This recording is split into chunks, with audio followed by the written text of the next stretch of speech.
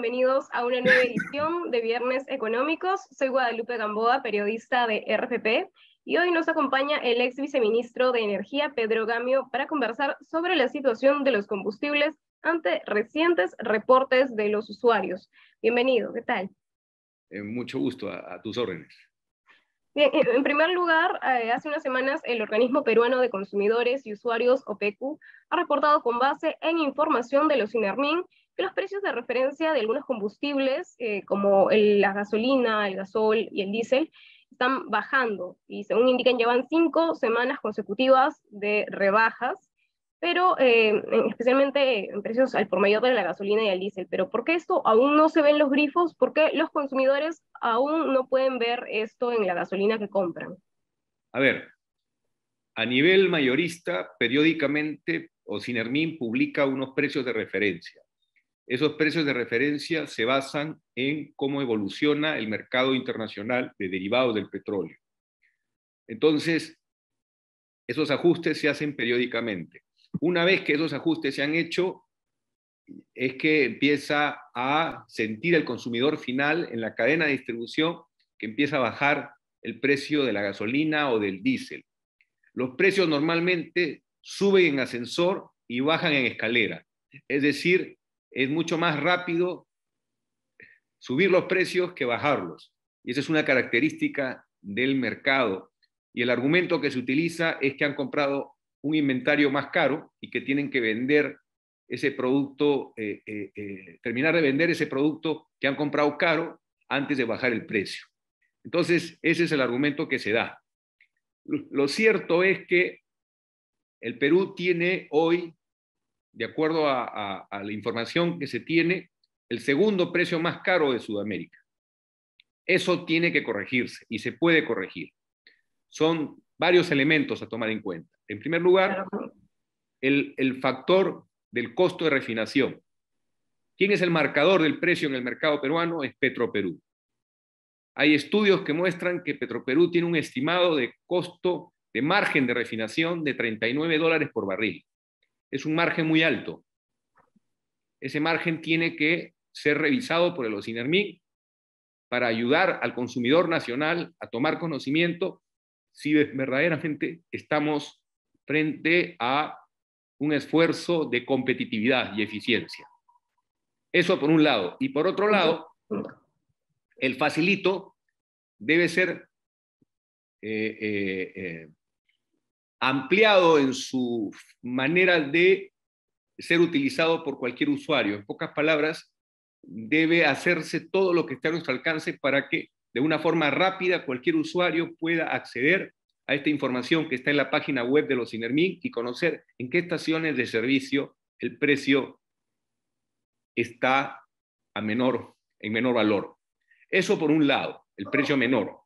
Pero finalmente, logrando que Petroperú haga un ajuste en su costo de refinación de acuerdo a las mejores prácticas y bajo criterios competitivos, y aún comprando en el grifo que vende al precio más barato, no es lo mismo que si la persona cambia el tipo de combustible, es decir, si convierte su vehículo a gas natural. Si convierte su vehículo a gas natural, el ahorro va a ser inmenso. Entonces, esa es la solución de fondo. Cualquier persona que tiene un vehículo a gasolina que está dentro de su vida útil, de acuerdo al fabricante, puede perfectamente convertirse a gas natural y va a ahorrar muchísimo dinero en defensa de la economía familiar. Ahora, pero esta conversión al gas natural, el GNV, no es viable para todos, ¿cierto? Coméntanos qué deberían tener en cuenta las personas antes de querer hacer este cambio. El programa que incentiva el Estado le da un financiamiento a la conversión. Pero antes de otorgar el financiamiento, que básicamente significa no comprar al contado el equipo de conversión, sino tiene la facilidad que está dando el Estado, previamente hay un informe técnico, un chequeo del vehículo, si el vehículo está en condiciones de poder aplicar a la conversión a gas natural. Normalmente son vehículos que se encuentran en su vida útil y que pueden, después de un examen técnico, tener luz verde para la conversión. Uh-huh. Ahora, otro de los reportes que ha salido esta semana, este jueves, se anunció que la petrolera Petroperú ha reducido los precios de algunos gasoles y diésel, pero no de gasolinas, GLP u otros combustibles porque están en el fondo de estabilización. Eso es lo que indica el OPECU. Pero ¿por qué los combustibles que están en este fondo de estabilización no rebajan sus precios al igual que los otros? Los precios en el mercado minorista, a donde llega el usuario final, son libres. El fondo solamente es un compromiso del mayorista.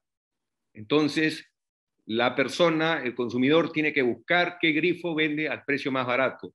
Y para eso tiene que entrar a la página web de Ocinermin y a través del nombre de este sistema de información amigable que tiene el Ocinermin, que se llama Facilito, poder tener información en el día de cuál es la estación que le vende el combustible y que está cerca de donde trabaja, estudia o vive, y pueda lograr obtener la información del lugar donde se expende más barato el combustible.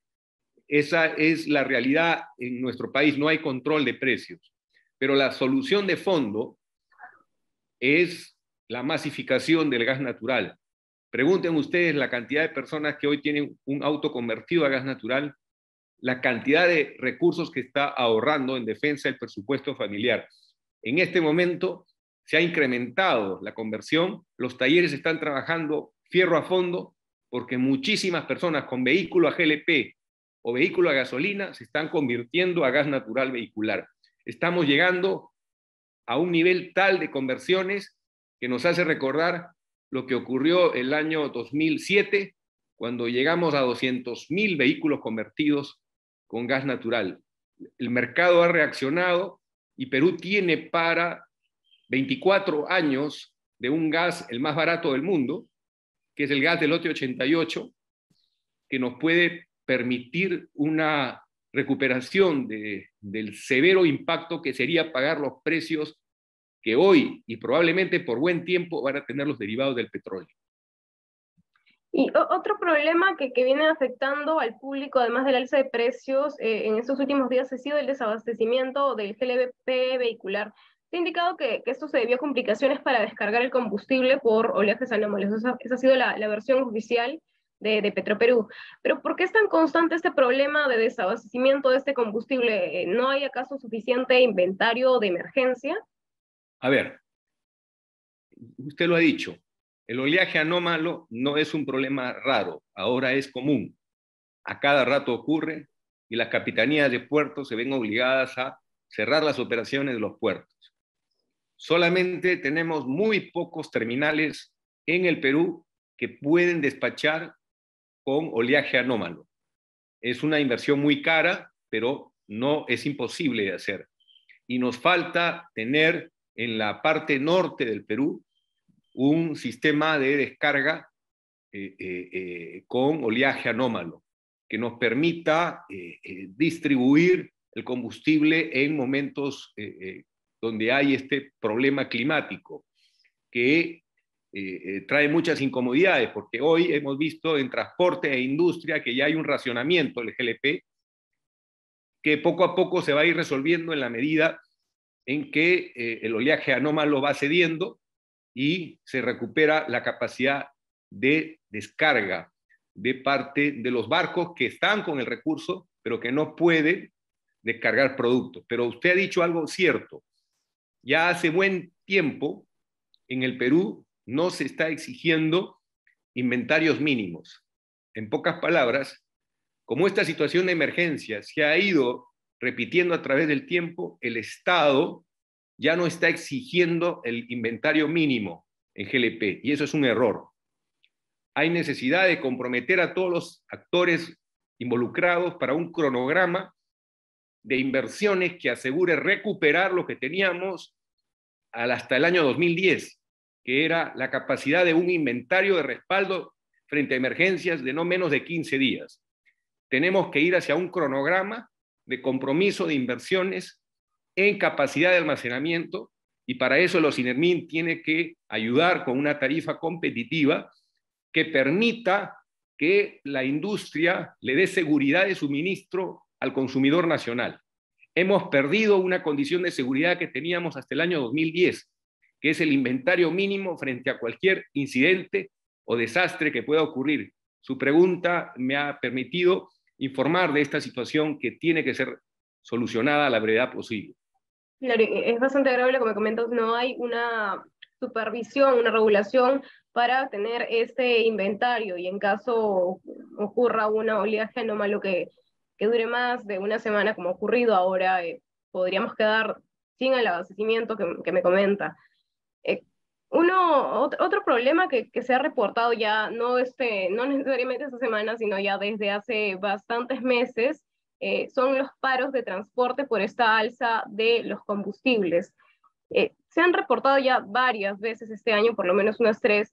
¿Qué medidas se podían promover para esta situación? Porque, por ejemplo, tenemos que se pide la reducción del ISC, en algunos casos del diésel o de otros combustibles. ¿Cree que esto deba darse?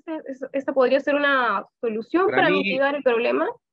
Para mí ha sido un error aceptar devolver el selectivo al consumo sin amarrar esa devolución a la adquisición de un vehículo a gas natural.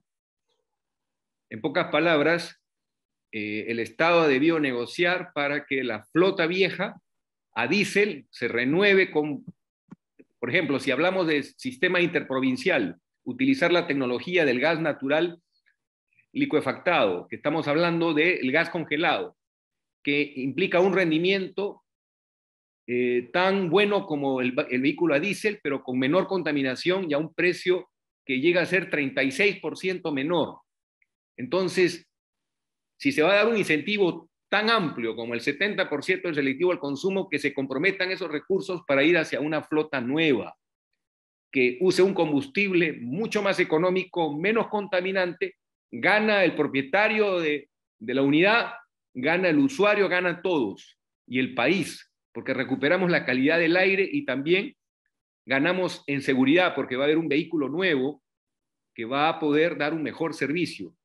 Creo que ahí ha fallado la negociación de las protestas porque se está perdiendo importantes recursos que podrían servir para renovar el parque automotor con un combustible mucho más económico y ambientalmente más saludable, porque el 75% de peruanos viven en ciudades. Y hoy tenemos un problema con la excesiva dependencia al diésel que importamos y que nos genera un costo enorme, cuando tenemos con el gas natural una solución de por lo menos 24 o 25 años a precios los más baratos del mundo. Y no tiene lógica que los peruanos no estemos aprovechando esta ventaja. Y en el transporte urbano, usar el gas natural comprimido. Hay un programa hoy en marcha que le da un bono a los propietarios de estos vehículos para convertirse a gas natural, que también es extraordinario. En pocas palabras, se debe negociar con los huelguistas una hoja de ruta hacia la conversión al gas natural, y ahí me parece que se ha fallado. Bien. Una última consulta. ¿Tienen datos de cuánto es lo que se pierde con esta reducción del ISC? Que hemos tenido una reducción hace meses del impuesto selectivo al consumo. ¿Cuánto había estado perdiendo el Estado en recursos por esto? Bueno, solamente en selectivo al consumo son más de 2.000 millones de soles. Si a eso le sumamos el fondo de estabilización, la cifra se duplica. Es decir, estamos hablando de muchísimo dinero. Por eso es que el Estado tiene que asegurar que la solución signifique una solución sostenible, una solución que se puede mantener en el tiempo.